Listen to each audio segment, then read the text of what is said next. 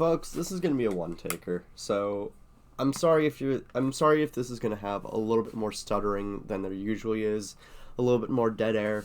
I'll try to keep it short. Bruins lose 4-3 against the Washington Capitals. Welcome back down into the den, everybody. Before we get going, just like, comment, share, and subscribe. Almost at 90 subscribers. Trying to get to that by the end of the season. Originally it was 100, but gotta make it a little bit more realistic. Let's get it to 90. Let's get it to 90, fellas. And this is what I'm talking about. This right here is what I'm talking about. You're allowed to lose. Just don't make it embarrassing. And they decided we're not going to allow ourselves to be embarrassed anymore. We're not going back. We're not but this team finally put together a loss that looked like they were at least competitive. And that's all that I ask for. That is all that I ask for this team to be competitive in their losses. They took the best team in the entire Eastern Conference and one of the best teams in the entire league basically down to the wire. And yes, there were some bad plays. That Nick Dowd goal immediately as Washington started a penalty kill. Really not a good look. Really not a good look. Ovechkin scoring, getting him to 891. I guess that was cool. If there were any team that was going to give up 5 goals to Ovechkin, it would probably end up being the Bruins. So I'm glad that didn't happen. And knowing us, we'd probably end up giving up the whole Lemieux. We'd probably allow Ovi to score shorthanded, power play, even strength, penalty shot, and empty net against us. Fun times. I'm so happy that he only scored once against us. Also, really happy that Ryan Leonard did not score. I'm not a BC outright hater. I do rep Zoom ass. So I do have a little bit of a daddy's money chant into me whenever I come across BC. But at the same time, I'm just glad that for the first time in a while the Bruins did not allow someone playing in their debut to score on us. That being said, Ryan Leonard did look pretty good in this game. But the fight from this team, the fight from the Bruins, actually looked reasonable. It looked like this team wanted to play. Jeff Viel taking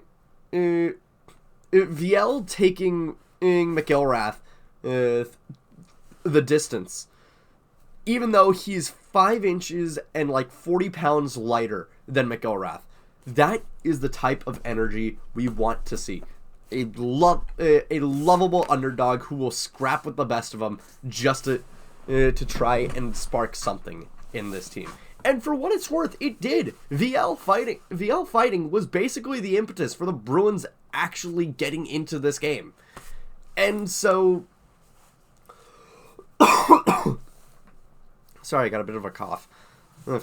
And so, I think that this loss was the most promising loss that the Bruins have suffered for a while. And I know that in the grand scheme of things, losing is losing. It doesn't matter if you lose. It doesn't matter if you lose 1-0 or 9-0. But all I ask from this team is just stop embarrassing yourselves. And thankfully they answered my call. Well, Pasternak had a really nice goal. Well, my sister actually called me at the beginning of the game to ask if our depth is so bad that Geeky is on our top line. And the answer is yes, but at the same time, put some respect on Geeky's name. Put some respect on Geeky's name. He's almost at 30 goals. We've given him a chance more than any other team has, and he's shown that he can handle a spotlight. I'm fine with it. I'm fine with Geeky being on our top line. What are you talking about, Rachel? But at the same time, but at the same time, even for as good as this game was for the Bruins, I'm so happy that we lost. I'm so happy that we lost because now the Bruins are in top 5 for lottery. And that is so exciting. I know. Again, to go from breaking the record for best regular season ever 2 years ago to top 5 lottery contention in 2 years, that's embarrassing. I'm not going to act like this season isn't a giant embarrassment. But at the same time, I think we all knew that eventually the playoff window was going to close. And for what it's worth, basically the contention for Stanley Cup winning was gone the moment that Marchand took that line change in Game 7 and against St. Louis. That was basically when the Bruins stopped having it that was basically when the Bruins stopped actually having the juice for a cup run. And so we knew that a collapse like this was going to happen. We knew that this, I think it's more so just that we expected it to be a slow demolition. But sometimes life comes at you a lot faster than you think. Hell, I barely registered the fact that I started Into the Den in my sophomore year of college, and now I'm graduated and going to job fairs looking for work.